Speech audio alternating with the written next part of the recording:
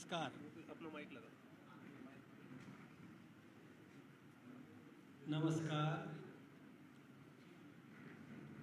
आज कांग्रेस के राष्ट्रीय अध्यक्ष मल्लिकार्जुन जी खड़गे जयपुर में आए और एक उन्होंने ऐसा ढोंग रचा कि हम संविधान की रक्षा करने के लिए यात्रा निकाल रहे हैं। मैंने तो देखा है कि राज्यसभा में भी उनका जो व्यवहार था उसमें भी संविधान का सम्मान उन्होंने नहीं किया। और उस पार्टी के राष्ट्रीय अध्यक्ष हैं जिन्होंने लगातार संविधान की हत्या की, संविधान को तोड़ा, संविधान का अपमान किया, संविधान के रचयिता बाबा साहब भीमराव अंबेडकर जी का भी अपमान किया, उनको लोकसभा में नहीं जाने दिया, उनके खिलाफ में उम्मीदवार खड़ा करके उनको हराया 2 बार। और आदरणीय भीमराव अंबेडकर जी का सम्मान भी हमारे देश के प्रधानमंत्री आदरणीय नरेंद्र भाई मोदी जी ने किया। पंचतीर्थों का निर्माण भी किया, अंबेडकर जी के जन्म स्थान से लेकर शिक्षा प्राप्त की, वहाँ से निर्वाण स्थल तक सभी स्थानों का सम्मान भी किया।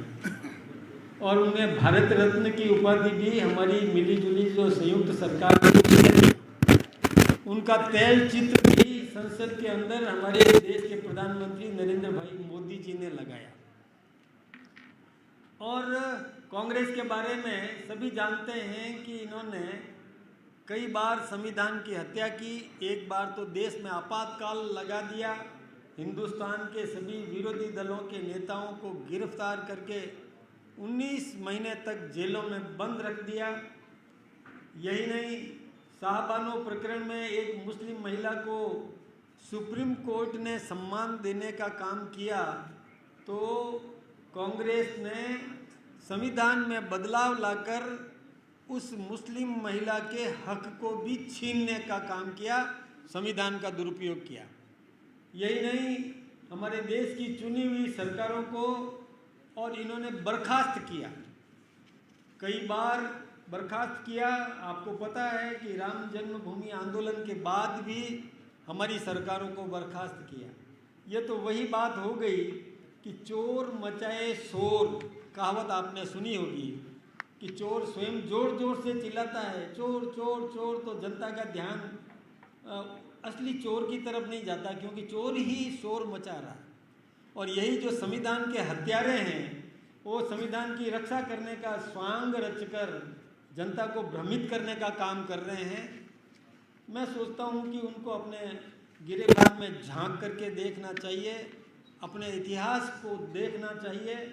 और स्वयं मल्लिकार्जुन जी ने आज एक हद कर दी, अपने आप को ज्योतिर्लिंग साबित करने का जो काम किया, मैं सोचता हूँ कि हमारे हिंदू समाज का बहुत बड़ा अपमान किया है। एक व्यक्ति, जो व्यक्ति कैसे कह सकता है कि मैं और ज्योतिर्लिंग हूँ।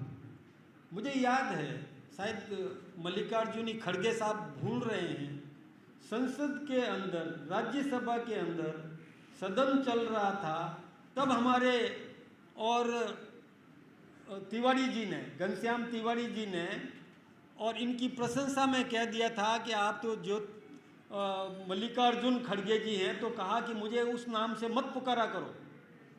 संसद में जो व्यक्ति उसका और ना करके और तिरस्कार शब्द प्रयोग करता है और वो अपने आप को ज्योतिर्लिंग साबित करने का काम करता है, मैं सोचता हूँ कि हमारी भावनाओं को ठेस पहुँचाने का काम किया। हिंदू समाज की भावनाओं को ये कांग्रेस हमेशा किसी न किसी रूप में और ठेस पहुँचाने का काम करती है। मैं उनकी निंदा करता हूँ। यही नहीं, उनके राजस्थान के अध्यक्ष डोटासरा जी, वो भी क्या क्या बोल देते हैं, उनको होश बाद में आता है, कुछ भी बोल दिया पहले। आज डोटासरा जी की यह स्थिति है कि शर्म के मारे वो विधानसभा में नहीं जाते, क्योंकि उन्होंने विधानसभा में स्पीकर के खिलाफ में जिस प्रकार का अपशब्दों का प्रयोग किया, जिसकी जिसके कारण से उनको निलंबित किया गया, उन्होंने खुद ने उसके लिए, अपने कृत्य के लिए माफी नहीं मांगी और उनके नेता को माफी मांगनी पड़ी। जो नेता प्रतिपक्ष है सम्मानीय जूली साहब को डोटासरा जी के लिए माफी मांगनी पड़ी, तो इससे ज़्यादा मतलब क्या कहना चाहिए कि जिसके लिए अपने नेता को माफी मांगनी पड़े। ये बहुत शर्मनाक स्थिति है, इसलिए वो शर्म के मारे सदन में नहीं जाते। ये स्थिति है, वो क्या बोलेंगे, कुछ भी बोल दिया, ये ठीक बात नहीं है। मुझे तो आप सबके सामने इतना ही कहना है कि हमारे देश के संविधान का सम्मान हमारे देश के प्रधानमंत्री नरेंद्र भाई मोदी जी ने किया, हम सब ने सम्मान किया। हम सब ने आदरणीय भीमराव अंबेडकर जी की जयंती प्रत्येक जिला स्तर तक मनाई, हम सब मनाते हैं और प्रत्येक कार्यकर्ता उनके सम्मान को आगे बढ़ाने के लिए अपनी भूमिका अदा करता है। लेकिन कांग्रेस ने हमेशा अब तो राजनीति करने के निमित्त उनका दुरुपयोग कर रही है। ये इससे बाज आना चाहिए, मुझे इतना ही निवेदन करना है। अब हमारे आदरणीय जो वरिष्ठ मंत्री हैं मदन जी दिलावर साहब, वो संबोधित करेंगे।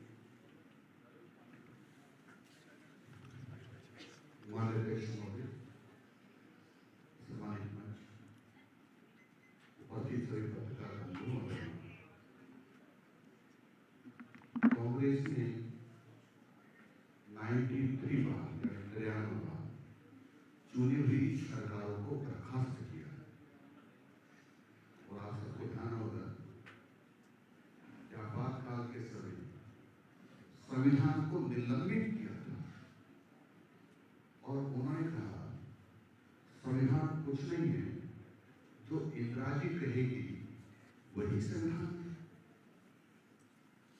वो संविधान के टुकड़े टुकड़े करने वाले लोग, संविधान को रक्त रंजित करने वाले लोग अब संविधान की रक्षा की बात कर रहे हैं। यानी दिल्ली सोच चूहे खा करके हज करने के लिए जा रही है।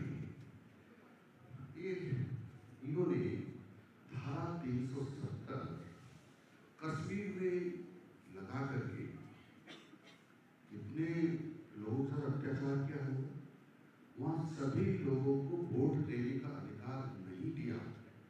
क्या लोकतंत्र में होता है कि वोट देने का अधिकार किसी को नहीं दो? क्यों नहीं दिया? क्या दिक्कत थी? और फिर धारा 370 पर हटाने का विरोध करना और फिर ऐसे लोगों का समर्थन करना जो चाइना से मिलकर के हिंदुस्तान में वापस 370 लागू कराएंगे, यानी उनको इस देश में विश्वास रहा ही नहीं।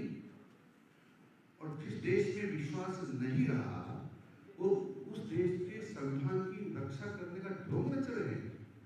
ये बहरूपे हैं, कुछ भी कर सकते हैं, कुछ भी कर सकते हैं। आपको ध्यान होगा, मुझे करना चाहिए कभी करना चाहिए, लेकिन खड़गे जी हमारे सम्मान्य नेता हैं, हम सम्मान करते हैं, विपक्ष के प्रतिपक्ष के नेता हैं, लोकसभा के सम्मान करते हैं।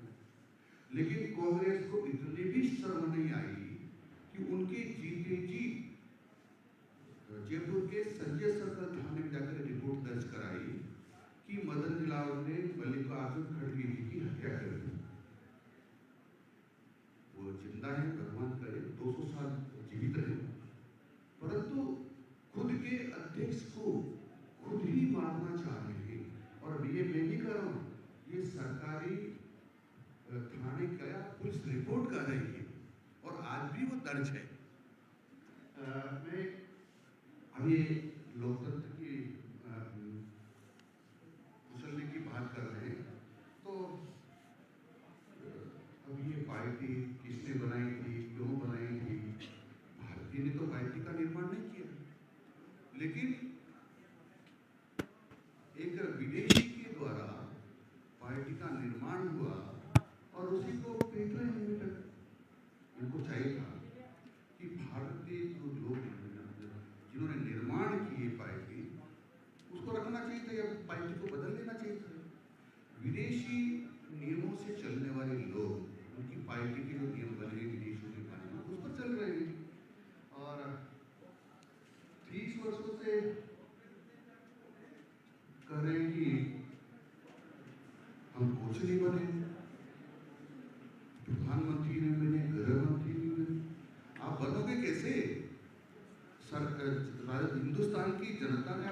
स्वीकार ही नहीं किया, तो क्या त्याग तपस्या है आपकी? ये तो जनता ने आपको नाकारा घोषित कर दिया है, इसलिए आप नहीं बने हैं। और बाबा साहब अम्बेडकर की लगातार बात करते हैं। बाबा साहब अम्बेडकर एक महान महापुरुष, जिसका पूरा देशवासी सम्मान करते हैं और करना चाहिए, लेकिन कांग्रेस ने सम्मान नहीं किया। कांग्रेस की सरकार रहते हुए उनका चित्र लोकसभा में नहीं लग पाया। राजघाट पर अंतिम संस्कार की अनुमति उनको नहीं मिली। जिन्होंने संविधान का निर्माण किया है, संविधान के रचयिता हैं और उस समय के सबसे ज्यादा पढ़े लिखे विद्वान आदमी हैं, उनको राजघाट पर अंतिम संस्कार करने की अनुमति नहीं मिली। इससे ज्यादा देश का दुर्भाग्य क्या हो सकता है? और वही लोग कह रहे हैं कि संविधान खतरे में है। संविधान खतरे में नहीं है, ये गांधी परिवार खतरे में है। उनका अस्तित्व समाप्त होता जा रहा है, इसलिए उनके अस्तित्व बनाए रखने की इस प्रकार की चर्चाएं वो करते हैं। आप सबको पता होगा ये समय बहुत अच्छा नहीं है। हमारे देश के बहुत सारे लोगों की निर्मम हत्या कर दी पहलगांव में, पर वाजपेयी जी कहते हैं इस देश में मुसलमानों को तंग किया जा रहा था। सब में कहूँ तो एक, लेकिन भाव उनका था कि इसके बदले में उन्होंने इनको मारा है। यानी एक तरह से आतंकवादियों के समर्थन से बात की है, तो आतंकवादियों के समर्थन करता भी आतंकवादियों की श्रेणी में आते हैं। और जब आतंकवादियों की श्रेणी में आते हैं तो राहुल गांधी, प्रियंका जी और सोनिया गांधी जी वाड्रा से दूरी क्यों नहीं बनाते, संबंध क्यों नहीं तोड़ते? यदि वो आतंकवादियों के समर्थक नहीं है प्रियंका जी, राहुल गांधी जी और सोनिया जी, तो क्यों नहीं तोड़ते उससे संबंध? साफ जाहिर है इसका कि वह भी आतंकवादियों को प्रश्रय दे रहे हैं, आतंकवादियों का समर्थन करने वालों को प्रश्रय दे रहे हैं।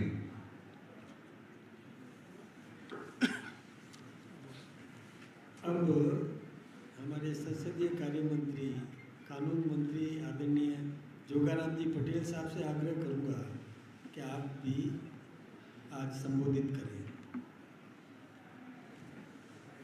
नमस्कार बंधुओं,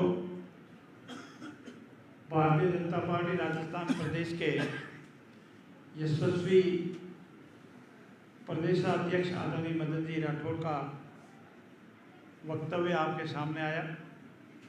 मूल रूप से उन्होंने लोकतंत्र के हत्यारों का जिक्र आपके सामने किया। मंत्रिपरिषद में हमारे साथी वरिष्ठ मंत्री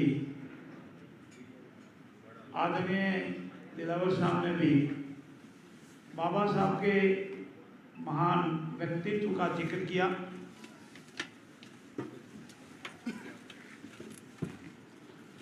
विषय आज जैसा कि कांग्रेस पार्टी के एक अधिवेशन कहते हैं, मीटिंग कहते हैं, मैं राष्ट्रीय अध्यक्ष जी खड़गे जी ने जो उद्बोधन दिया उससे संबंधित है। दो विषय, लोकतंत्र के हत्यारे, लोकतंत्र की हत्या कब हुई, लोकतंत्र बचाओ कैसा होता है, संविधान की छोटी सी बनावटी तथाकथित पुस्तक हाथ में लेकर के संविधान बचाने का ढोंग रचने वालों का भी खुलासा हमारे यशस्वी अध्यक्ष जी ने किया। मित्रों, आज एक मैं राजस्थान से आपको रिलेट करता हूँ।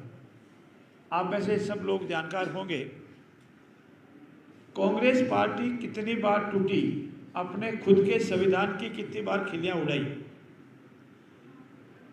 कांग्रेस पार्टी के अधिकृत प्रत्याशी आदरणीय संजीव रेड्डी थे, उनके विरुद्ध किसको खड़ा किया गया आप सभी जानते हैं, श्रीमान वीवी गिरी साहब को। कांग्रेस पार्टी टूटी, इंदिरा जी और उनके समर्थक कांग्रेस पार्टी से निष्कासित हुए और राजस्थान प्रदेश में आदरणीय नाथूराम जी इंडियन नेशनल कांग्रेस के अध्यक्ष बने। समय बीतता गया, आज ही के दिन वापस कांग्रेस पार्टी, वो अर्श भी ख़त्म हो गया, इंडियन नेशनल कांग्रेस भी ख़त्म हो गया और कांग्रेस आई के नाम से राजस्थान के अधिवेशन में स्थापित हुई। वो दिन आज आप इसे रिलेट करें। दूसरा, वो दिन भी आप याद करें कि राजस्थान की निर्वाचित सरकार भैरव सिंह जी की भाजपा की सरकार को इसी तथाकथित संविधान की रक्षा करने वाले लोगों ने बिना किसी कारण के बर्खास्त किया था और बाकी सरकारें हिंदुस्तान की समय समय पर बर्खास्त होती रही। उसका जिक्र आपके सामने आया। जो अपने आंतरिक लोकतंत्र को, अपने स्वयं के संविधान को नहीं मानते, वो भारतीय संविधान की रक्षा की दुहाई देने का अधिकार नहीं रखते। जो पार्टी के अधिकृत प्रत्याशी के विरुद्ध विद्रोही प्रत्याशी खड़ा कर उसका समर्थन करते हैं, अंतोगत वो अपने स्वयं के नाम से पार्टी बढ़ा देते हैं, वो लोकतंत्र की दुहाई की रक्षा नहीं कर सकते। भारतीय इतिहास में, जैसा आदरणीय मदन जी ने बताया, लोकतंत्र की हत्या कब हुई? जब माननीय इलाहाबाद उच्च न्यायालय के फैसले के अगेंस्ट में माननीय सर्वोच्च न्यायालय के डीबी द्वारा पारित आदेश के विरुद्ध संविधान में प्रदत्त मूलभूत अधिकारों को समाप्त किया गया। चाहे वो बोलने का अधिकार हो, चाहे वो आपके द्वारा लिखने का अधिकार हो, या मुझे अपने अधिकारों को प्रयोग कर कहीं भी आने जाने का अधिकार हो। मैं उसमें विस्तृत नहीं जाऊंगा। इमरजेंसी का काल और इमरजेंसी के काल के दौरान उनके द्वारा की गई जातियाँ, जनता की परेशानी, और उसका सबूत था कि जब 1977 में आम चुनाव हुए, लोकतंत्र पुनर्जीवित हुआ, तो पूरे उत्तर भारत में कांग्रेस पार्टी का सफाया हो गया। एक भी प्रत्याशी नहीं जीता सिवाय एक नागौर से आदरणीय नाथूराम जी मिर्जा। ऐसी स्थिति में पहला मेरा निवेदन यह है कि लोकतंत्र की दुहाई देने वाले को पहले अपने खुद के गिरेबान में जाकर देखना चाहिए कि लोकतंत्र की रक्षा कौन कर रहा है, कब कब किसने की। जैसा आदरणीय दिलावर साहब ने बताया, आदरणीय बधेल जी ने बताया, अब उनको गांधी परिवार का खतरा नजर आ रहा है। न्यायिक व्यवस्था में विश्वास नहीं करने वाले संविधान बचाने की दुहाई नहीं दे सकते, बेल पर है माँ और बेटे। लंबे इन्वेस्टिगेशन के उपरांत कांग्रेस के काल में शुरू हुए जांच के दौरान सभी तथ्यों को इकट्ठा करने के उपरांत अगर चालान कोर्ट में प्रस्तुत होता है और उसके विरुद्ध कांग्रेस पार्टी आंदोलन करती है, तो आप समझ सकते हैं कि कांग्रेस की धज्जियां, संविधान की धज्जियां कौन उड़ा रहा है। कह सकते हैं न्यायालय में सारा केस हुआ है, ठीक है, हम न्यायालय में लड़ेंगे, अपना पक्ष रखेंगे, न्यायपालिका हमें विश्वास है और न्याय हमारे हक में, कभी ये बात नहीं करेंगे। और उससे भी ज़्यादा यहाँ राजस्थान में अगर हमारी स्वतंत्र एजेंसी जांच करती है तो किन किन शब्दों में यहाँ के कांग्रेस के पूर्व नेता, पूर्व मंत्री बोलते हैं, और जेजेएम का घोटाला से आप सभी चिर परिचित हैं। ऐसी स्थिति में संविधान बचाने की बात कहने का उनको अधिकार नहीं है। और उन्होंने 2-3 तथ्य आज और रखे बेरोजगारी के संबंध में, महंगाई के संबंध में। मित्रों, आप याद करो, यूपीए के कार्यकाल के दौरान देश को कमजोर करने में क्या किसका हाथ रहा, उनके कार्यकाल के दौरान अर्थव्यवस्था क्या थी और एनडीए का कार्यकाल अर्थव्यवस्था क्या है। और आज जो कमज़ोर 5 अर्थव्यवस्थाओं में हम थे, अब एनडीए के काल में सिर्फ 5 अर्थव्यवस्थाओं में हम शामिल हो गए और तीसरी अर्थव्यवस्था बनने को जा रहे हैं। मित्रों, 2G घोटाला हुआ था, तब क्या हमारे देश की स्थिति थी, हमारी इकोनॉमी की स्थिति क्या थी, और देश और विदेश के पत्रकार कभी ऑडिटरी लिखते थे तो क्या लिखते थे, और हमारे सामान्य नेतागण विदेश में जाते थे तब क्या स्थिति थी। लेकिन आज हम 5G रोल से आउट हुए हैं, हमारा विश्व में 3रा स्थान आ रहा है। कोलगेट घोटाला हुआ, तब आपकी क्या स्थिति थी, कितने घोटालों की फहरिस्त थी, उन घोटालों की फहरिस्त आज तक हो नहीं सकती। और वर्तमान में सारे काम पूरे ट्रांसपेरेंसी, पूरी पारदर्शिता से, एक भी आदरणीय नरेंद्र मोदी जी के प्रधानमंत्री बनने के बाद हमारे यशस्वी मुख्यमंत्री वसुंधरा राजे के मुख्यमंत्री बनने या भजनलाल जी के मुख्यमंत्री बनने के बाद एक भी टीका सिटी का आरोप नहीं लगा सकते। और उनके कार्यकाल में आरोपों की जड़ी लगी थी, घोटालों की जड़ी लगी थी और घोटाले साबित हुए थे। उनके कार्यकाल में महंगाई 5 के अधिक थी और हमारे काल का 2 से अधिक थी और हमारे कार्यकाल में 5 से नीचे आ गई है। उनके समय विदेशी मुद्रा संकट में था, सोना बेचने की स्थिति आ गई थी।